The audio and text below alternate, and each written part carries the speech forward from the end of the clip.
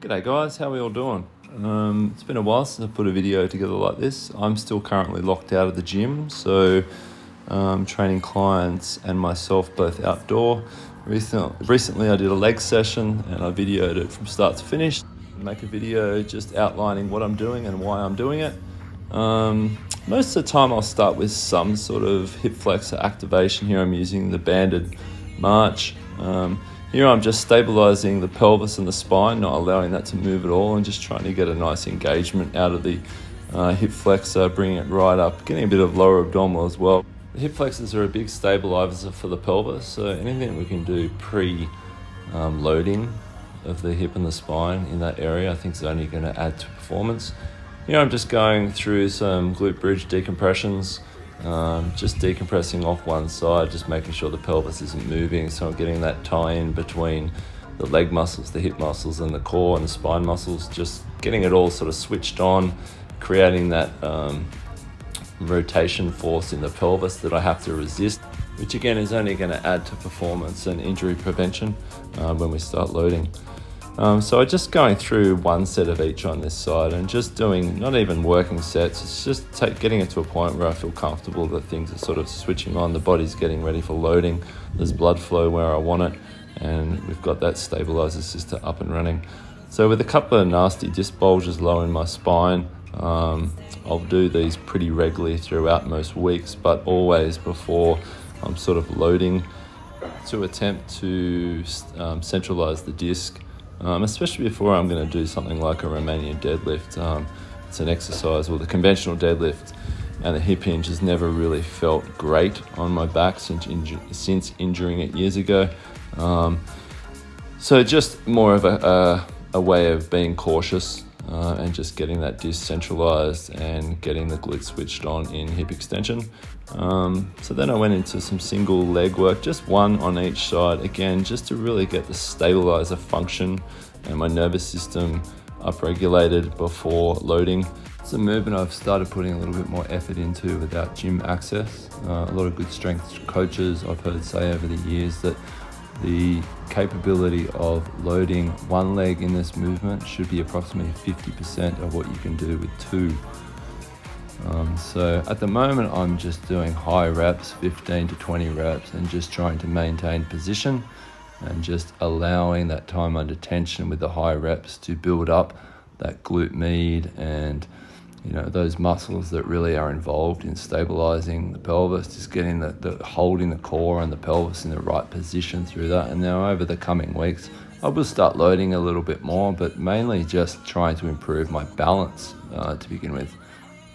Next, I did a set of alternating side rotating lunges just to get that transverse plane switched on. I am lunging later in my session, but just working through this movement and just getting the body sort of like ready to go. Up until this point in the warm-up, this is all pre-training, this is all part of the warm-up, and up until this point it was just one set of each exercise, just sticking with it until it kind of felt like it was working well, or it was activating, or it had positioning. It was kind of like not a working set, barely even kind of like a warm-up set. So exercise one for loading, I went into some glute bridges. Definitely not one of my favorite exercises, not something I've put any real time and effort into loading over the years. It's just never been something I kind of enjoy. But wanting to get the glute short, and the C.H.E.K glute bridge is definitely the best exercise for that in my opinion. So here I'm just trying to tuck under my pelvis as much as I can. My knees are perfectly at 90 degrees. With the C.H.E.K glute bridge, it's not actually a thrust. The movement up is it's not slow, but we're just avoiding momentum. We're just forcing muscle contraction to drive the hip up. And just really limiting the thrust action. Next up was the Romanian deadlift, and here this is an exercise where I have injured my back in the past from lifting too heavy, years gone back. So here I always tend to just do a little bit of TVA activation, pelvic floor, just it's a mock drill just to get my nervous system, my brain connected to that big belly breath and then that proper brace using my inner unit properly, so I feel like my spine is stable and held in extension through all the multifidus muscles that run up through the vertebra, and the pelvic floor, the base, and using the diaphragm to breathe properly is going to keep you in a nice safe position when loading.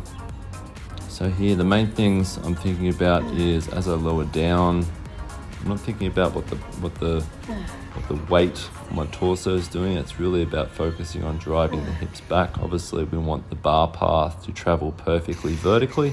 At no point should it ever be going around the knees. That's just going to load the lower back more than what's ideal.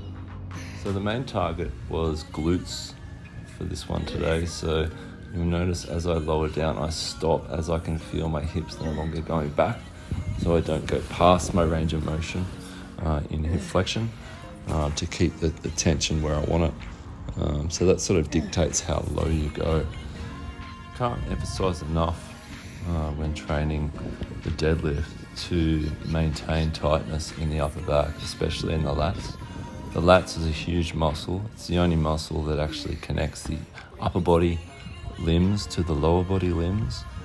So here I'm rotating my upper arm back into my shoulder and holding lat activation while I'm doing these, and that tightness really helps to create global spinal stability.